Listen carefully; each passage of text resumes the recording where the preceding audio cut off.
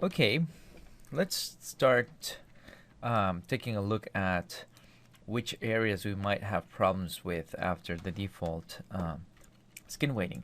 Now, the heat method that we used in the previous video actually gives pretty good results from the get-go, but if you are forced to use another method, or one of the smooth binding methods, you might actually see more problems where, for example, moving or rotating one of the joints on one finger might pull vertices from the other fingers.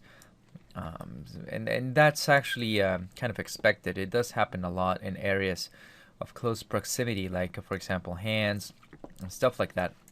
So we're going to have to work our way through those and reweight those areas accordingly. So skin weighting is actually a very laborious and manual process. It's you're going to be in there for a little while, and obviously I'm not going to spend 3 or 4 or 6 videos doing that, because you're going to be bored pretty quickly. So what I'm going to do is I'm going to show you the basics and how the tools for skin weighting work, and I'm going to explain why I would do certain things and in which part of the character, so you can have a better understanding of how to tackle certain problems. And then I'll probably just show you what the finished result is for after all the weighting I'm going to be doing, because obviously you don't want to just stay there for 20 minutes just watching me paint brush strokes on the mesh. So that's what we're going to be doing. I'm going to start by an area that is really easy to isolate, which is the head. And here we only have influences coming from the neck, the head itself, and the jaw. So let's take a look at that. The first thing you might want to do when you have finished binding a mesh to its skeleton is to just move the controls around and see what happens. So I'm going to take, for example, my head control, and let's rotate it. And just right away I can see that when I rotate the head, there's a lot of movement on the neck that we shouldn't probably be seeing, especially when it comes to the clothing down here. We should not see that. If I rotate the jaw control, then we have an even bigger problem, because the jaw joint is forming the entire face, basically, all the way up to the hair. And there's also, again, a lot of movement on the neck itself. So you can continue just going and selecting some controls and rotating them. In the case of the neck control, it's moving way too much, the vertices on the back of the character. So that's going to give you a better understanding of where you're going to have to spend some more time working, and which parts of the character are going to have more problems than others. So let's get to it. The first thing I'm going to do is just get rid of the rest of the skeleton, just because we don't need to see it. All the controls, everything. I'm just going to have the deformers there. Well, I might actually need the controls back. So let's just focus on the neck and head for now. Alright, so let's start with the jaw, because this is actually the easiest part to work on at this point. And I'm going to use the face of the character to demonstrate how you would go about fixing stuff like that. So what I'm going to do is rotate it down on the z-axis, but I'm going to do that by keyframing. So I'm just going to add a keyframe of 0 degrees at frame 0, and I'm going to go to frame 12 and just rotate it down to a nice jaw opened position. So we have a little animation there, and this becomes really useful, because normally you want to be able to see your deformations happening as something is moving. You don't want to just strike a pose on the character and try to deform so it looks good in that pose. You want to see what happens when the character is actually moving. So that's what we're doing here. So I'm going to go back to frame 12. I'm going to say, okay, the first thing I'm going to fix is I really don't want to see any of the vertices up here moving at all. So let's go to a left view, and we have to select the deformer that is deforming the jaw, which is this one. Okay, and let's open up our Deformations Hierarchy. There you go. And now I'm going to select the mesh. Just going to shift select it, and let's go over to our weighting tab, and here we have all the tools that you're going to need. So what I tend to do is usually I begin by either painting weights or just selecting vertices and setting weights on them directly. And then after that, I adjust some more with more painting and smoothing and stuff like that. There is one thing that you'll see. Well, I'm going to show you in a second. I'm going to start actually by just selecting vertices and getting rid of the weights on them. So for example, I don't want to see the jaw affect any of the neck below this point. So I'm going to go into vertex component mode and just select all these vertices over here. Okay. And we're going to bring up the adjust weights tool. And as you can see, there's like even really small weights all the way down over here. So what I'm going to do is actually increase the area of my selection just in case there's weights all the way down there. Yeah, there's like super tiny weighting on the chest area too and the shoulders. So all I'm gonna do is with the adjust weights tool enabled, as you can see, there's the vertex values over there. I'm just gonna click and drag all the way to the left to bring these weights down to 0. So that way we fixed all these parts, and now only the jaw is being affected. We're going to do the same thing for the back of the head. So let's select all this for now and bring those weights down to 0. And as you can see, things start to move back. And now I'm going to do the same for the top of the head. Oops, I got a piece of the ear. I'm not touching the ear for now because I'm going to show you why later. So let's say through this edge loop right there. Okay, so we get this area, and let's bring them down to 0. Perfect. So now the jaw, if I screw up my time slider, you will see that the jaw is not affecting the face and the head anymore. It's affecting too much the ear though, so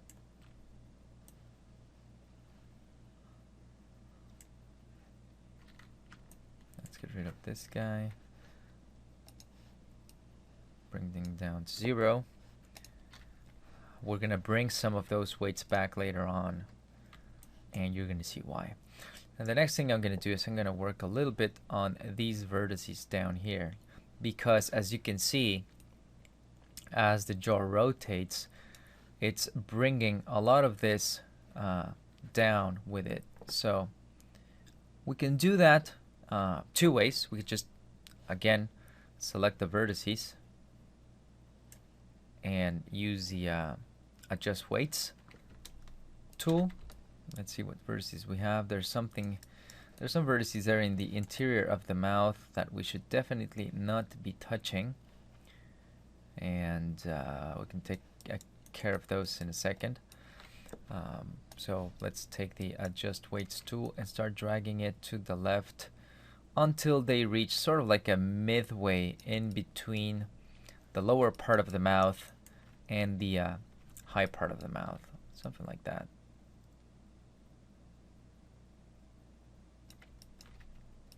Okay.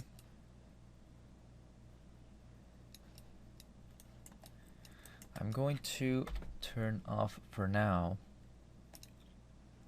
overlay drawing so I don't get distracted by the joints over there.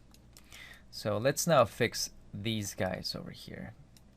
And I'm going to go into Edge Component Mode, just select the entire loop, convert that selection to vertices, and I'm going to deselect these guys. I just want to focus on the ones on top and adjust those weights down to 0. Perfect.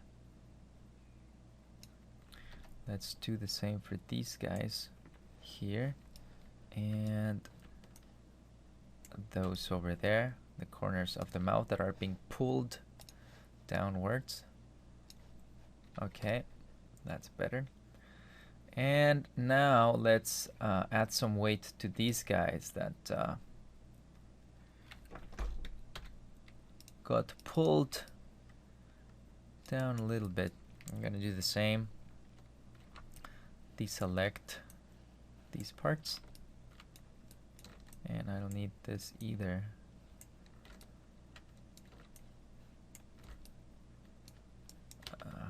Okay, there we go. And let's add these guys all the way down to 0. As you can see, it's not necessary to convert the selection to vertices. You can directly weight edges too. So that's starting to look a little bit better, but the shape of the mouth is kind of weird. When you need to have proper references for the deformation, and the best references are, of course, taking a look at the real person. So there's two things you can do when you want to see how a body should deform as you perform a certain motion. One is you can just look for video references somewhere. YouTube, for example, could be a good place to start. Or otherwise, you could also just shoot somebody or yourself with a camera, or I mean, nowadays any half-decent phone has a camera in it that gives good results. So you could ask somebody, you know, to perform certain motions for you, or to shoot video of you performing them, whatever you prefer. And then you can take a look at the video and see how things are shaping up as the motion is performed. So that's always a good idea. So I'm going to try to give the mouth a better shape, and for that I need to have this part of the mouth come down a little bit as it as the jaw is opening. So let's select for example all this. We don't really need the lower part, and we're certainly not going to need much of this. Okay, let's say something like that. And what I can do is with this selected, use the smooth selected button, and as you can see, this gives this part a little bit of weight because I have the jaw joint selected. So it's smoothed out this part so that it gets a little bit affected by the jaw joint, and that gives us a much more natural shape here. And I might do a little bit in here.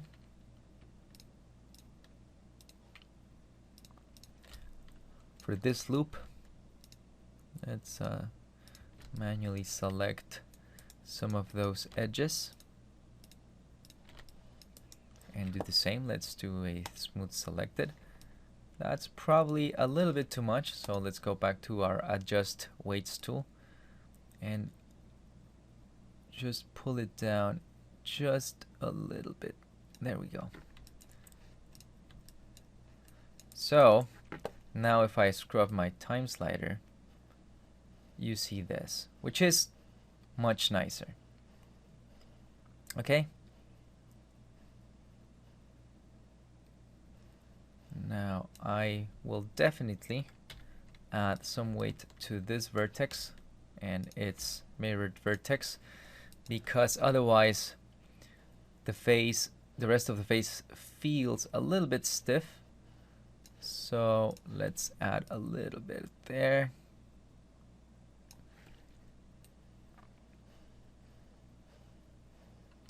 And you can say the same for the one on top right here.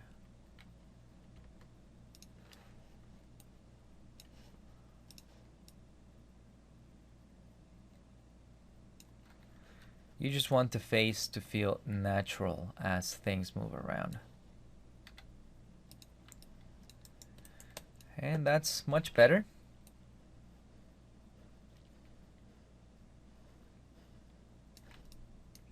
It looks like this guy is moving, which he should not. Let's get rid of that weight over there. Good. Okay.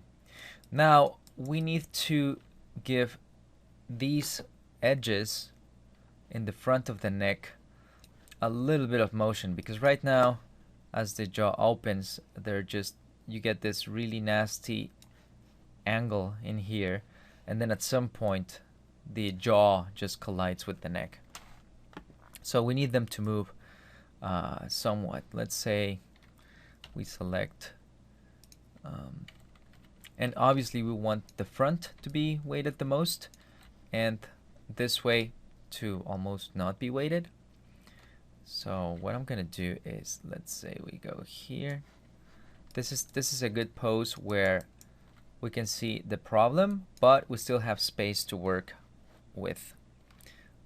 And I'm gonna turn on symmetry on the x-axis, so anything I do on one side gets applied on the other side too. So let's bring up the paintbrush, and using your right mouse button you can resize it to a smaller size. And if I begin painting, you can see how this part starts to follow the neck. That was a little bit too much, so let's bring down our offset value.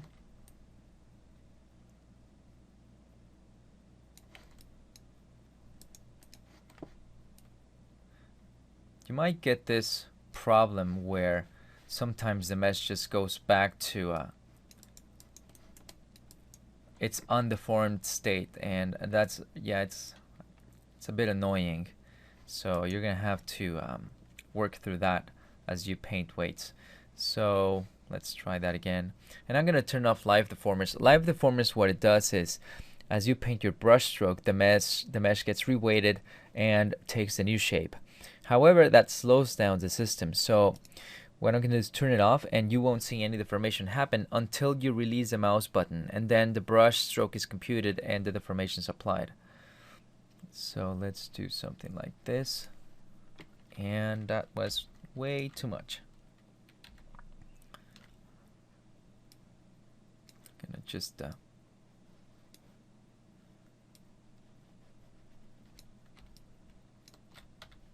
looks like I might have, oh yeah, there's a vertex over there selected. Make sure you have no component selections when you do this, because otherwise they work as a mask and you won't be able to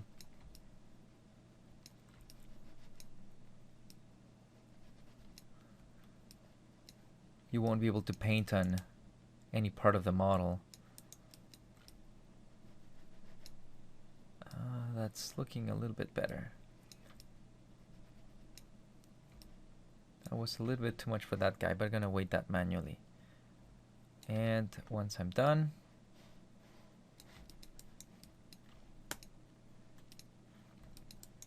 let's see. Yeah, that's better. And this is where the tedious part comes in. Now you have to do things manually, which means let's select the jaw and the mesh. And now I'm going to select one vertex, and the mirror is going to select its corresponding mirror vertex. And we have to adjust manually each part of the character.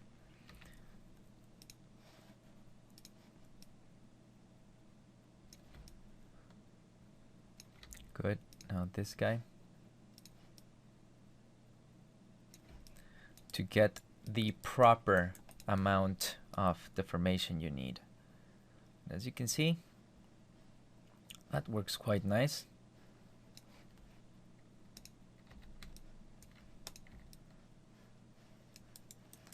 So this takes care of the jaw of the character. I'm just gonna add more weight on this vertex right here because I want to see some movement in part of the ear for the character. And let's do a little bit of these two guys.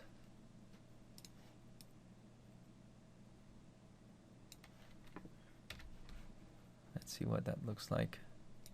Yeah. Just look at yourself in the mirror and see what happens when you open your mouth. You're gonna see a little bit of movement happening on your ears.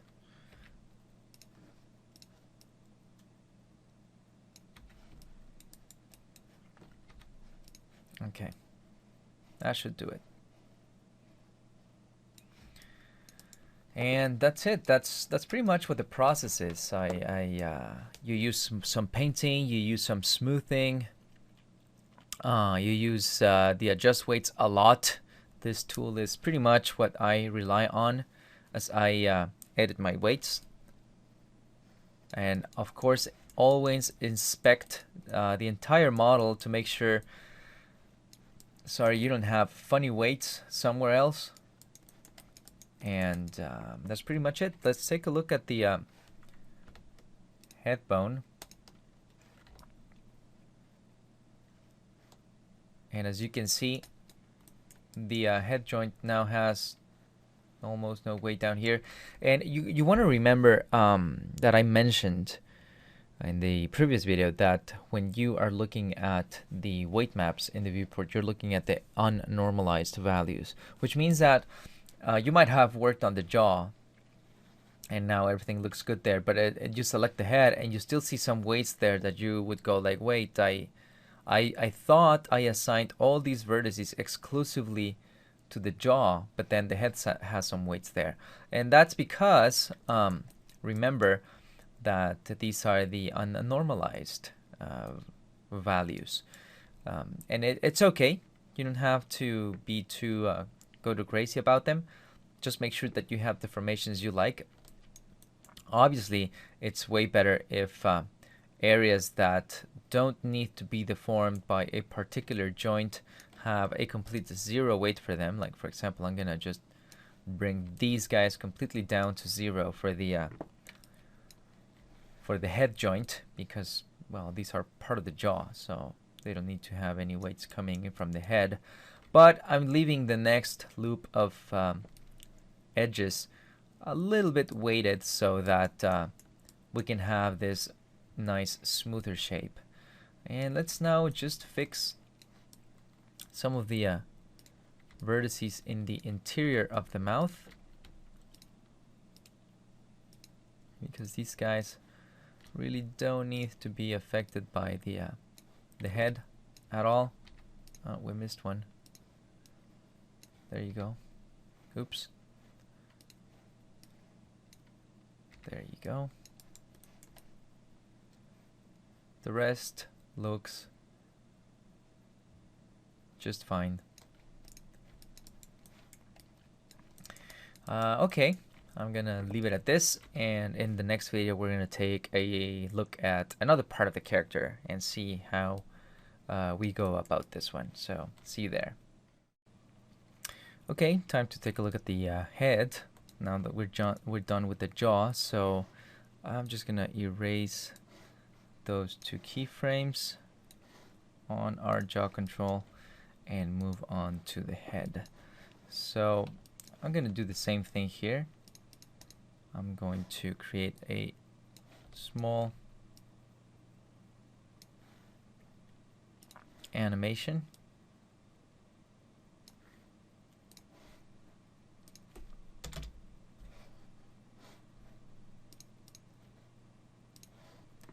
And use it to see what we're getting from our neck setup.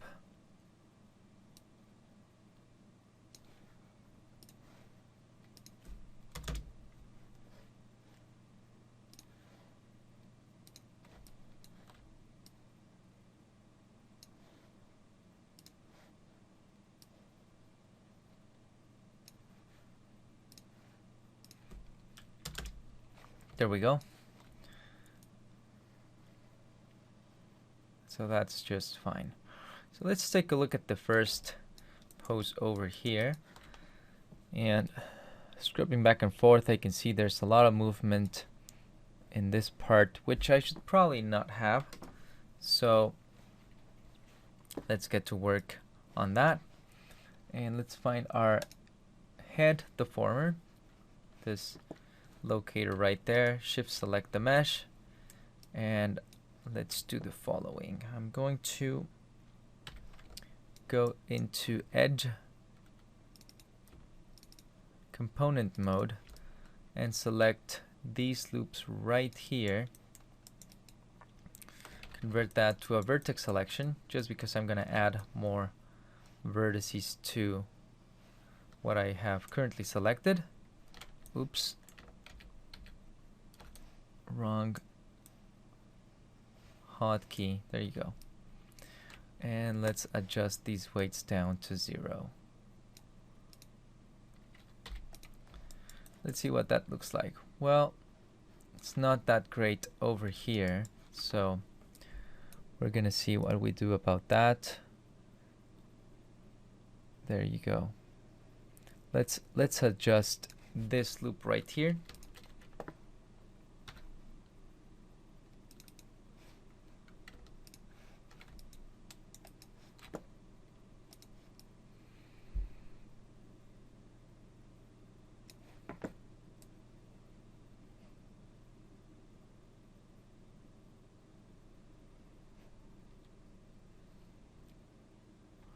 Actually, what I'm gonna do is, because I don't like the way that's turning out, it's gonna select all of those and adjust their weights all together.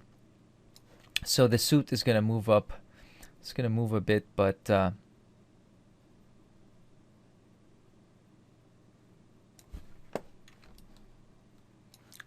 it's not gonna look as bad as it was before. So you can see there's a bit of movement. And if you would like to change that, the way to do that is you would have to, well, either you, if it's your project, or as the modeler, to remodel this part of the character, where this loop right here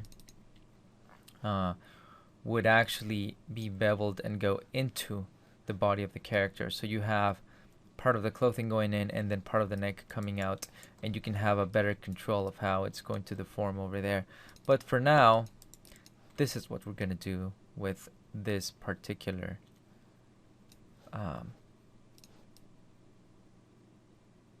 mesh. Yeah, just let's give it the best shape we can.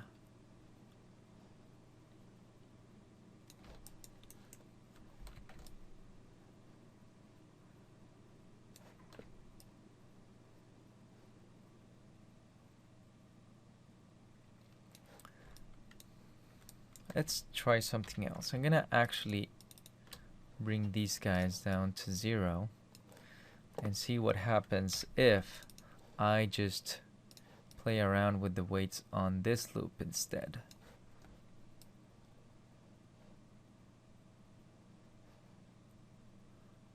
Here we might need it to deform a little bit more.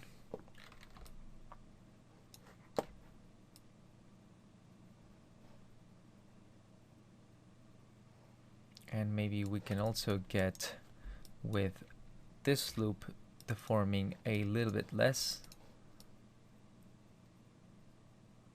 There you go. And I'm going to again deform this one just a tiny bit.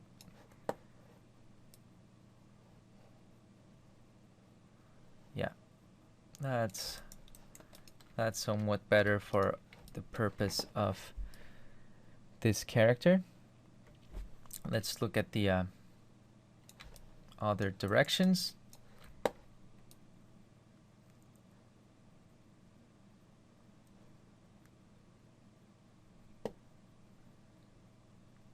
That looks fine. Now, one thing we want to do though is we also want to take a look at the subdivided mesh. So So let's select the mesh and let's subdivide it and see what that looks like when it's getting deformed. Because ultimately that's what we're going to render.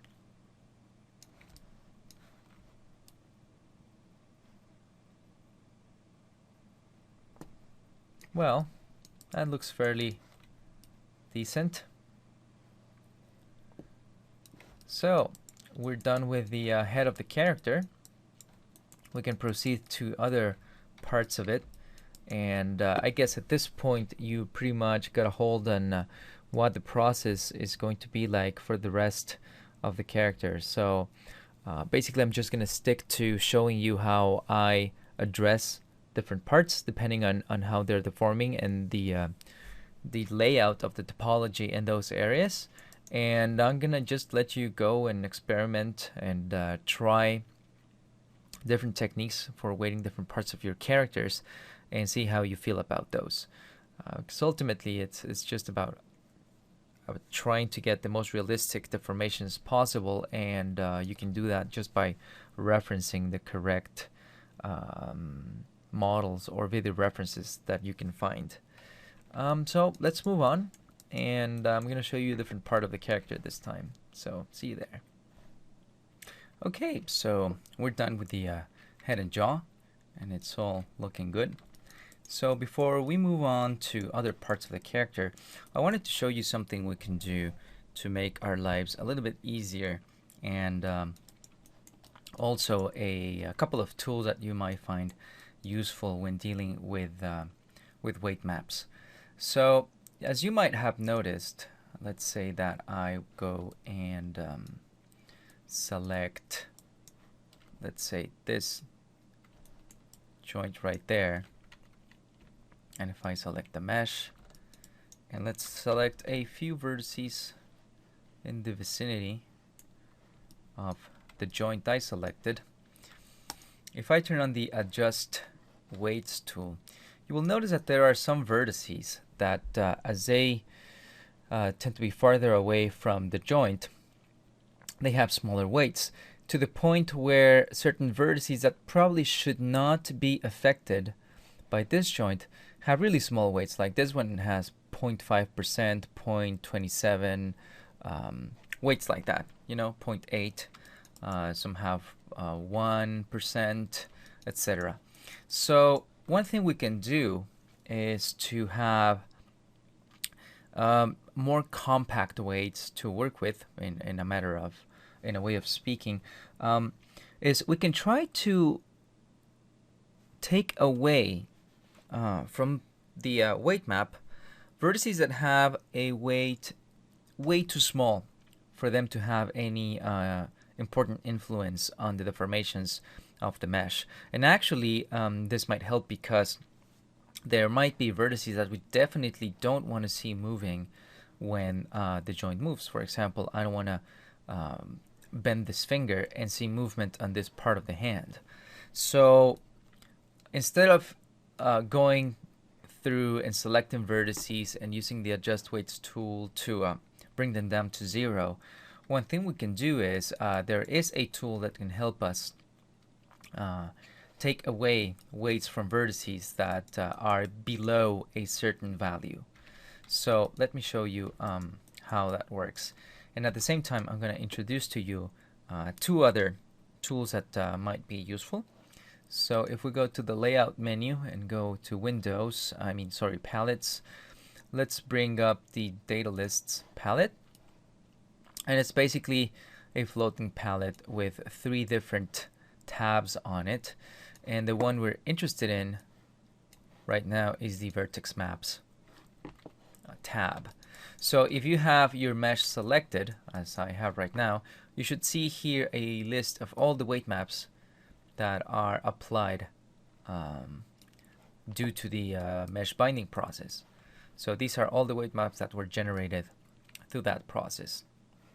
So we're going to be using these quite extensively. I'm going to show you how in a second. If I select nothing in the viewport, I can just go here through the list and see the selected weight maps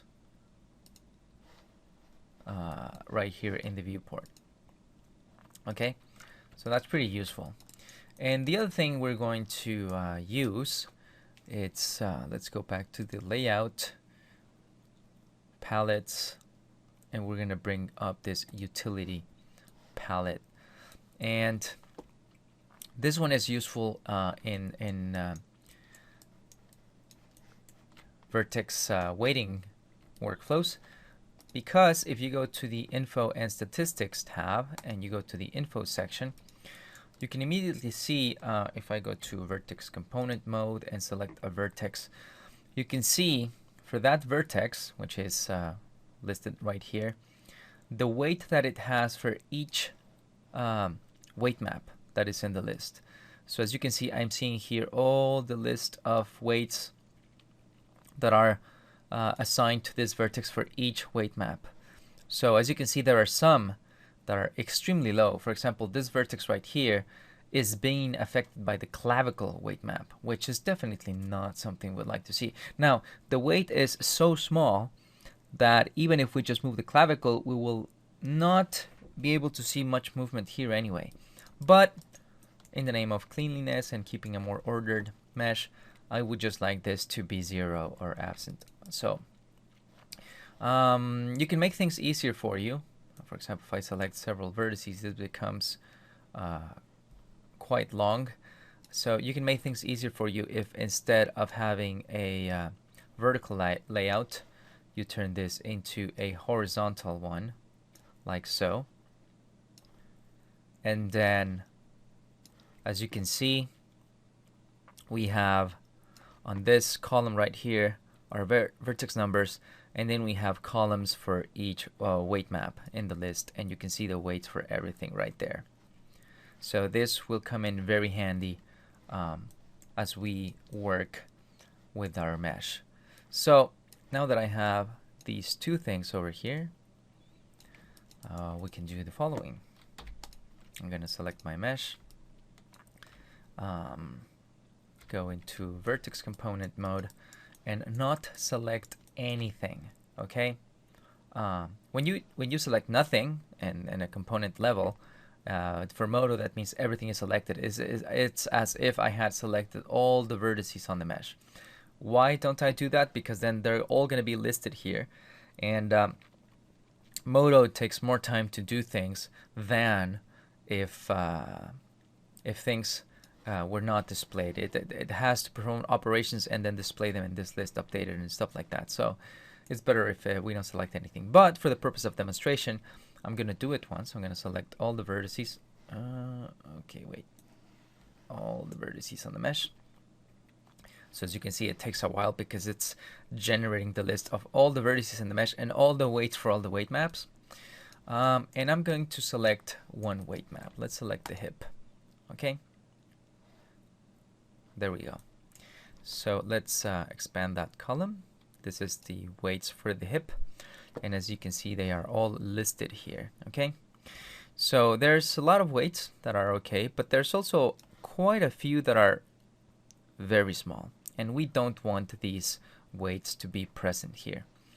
So there is a tool that will help us get rid of those. And if you go to the vertex map menu, you can bring it up. It's the cull tool.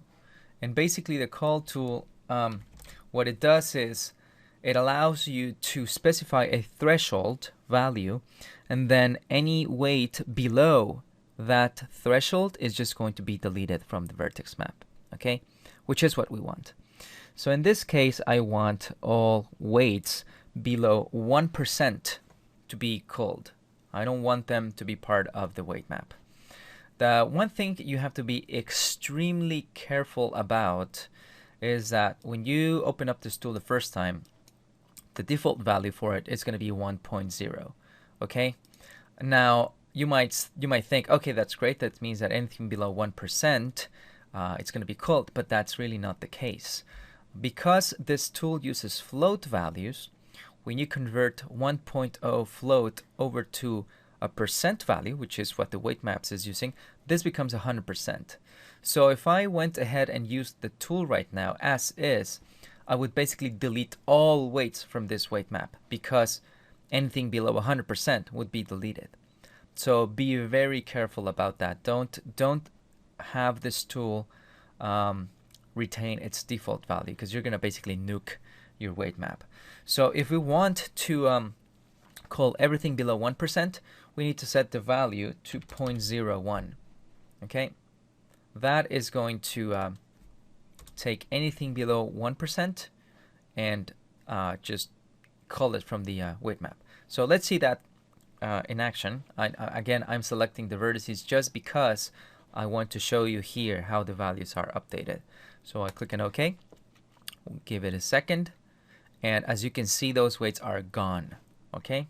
Now, if I go to the weights that were above 1%, you will see that they are still there. I can see here a 1.21%. And then everything above that is just perfectly intact, and everything else is gone.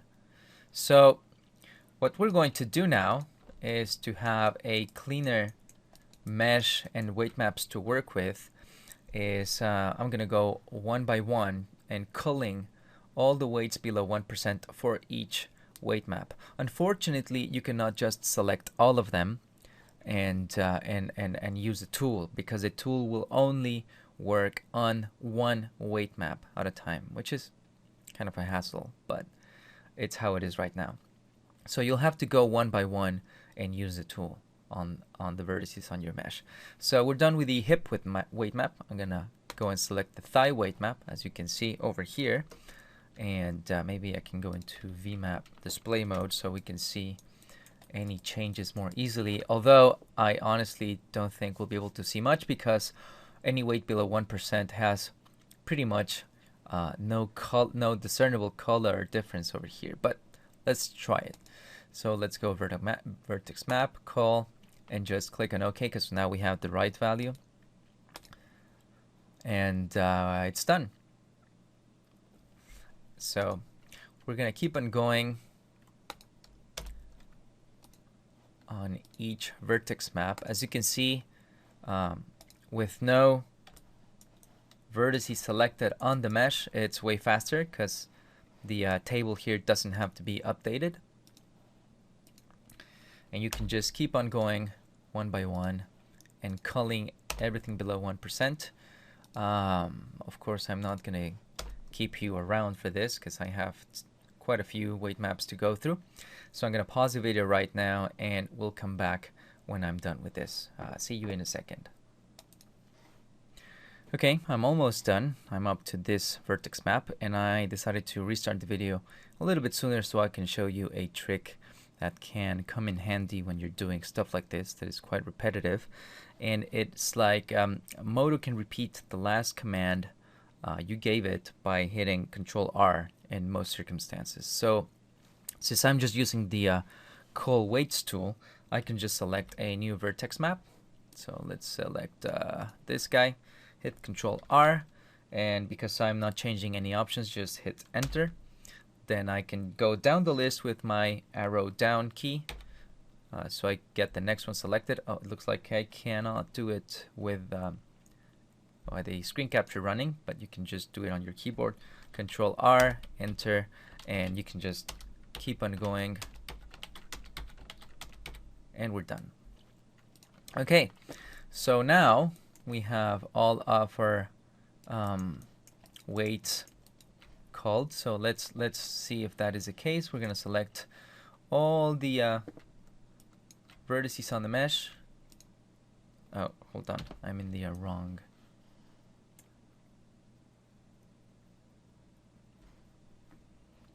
Selection mode, and I can see that yeah, everything is pretty much empty in all the columns below 1%. So let's take a look at these guys. There should be some vertices down here. As you can see, everything is okay. The smallest values we have is 1 point whatever %. So we are done cleaning up our weight maps, and we're ready to continue weighting the character. Now, this info statistics palette, it can display many different types of information. Right now I'm only concerned with the weights for the vertices. So if you don't want to see all the other information columns on the in the window, you can change the filter to weights, and the rest of the columns that are not related to weights are going to be hidden. So that's it. We're ready to continue weighting other parts of our character, and we're gonna do that in the next video. Okay, I'll see you over there.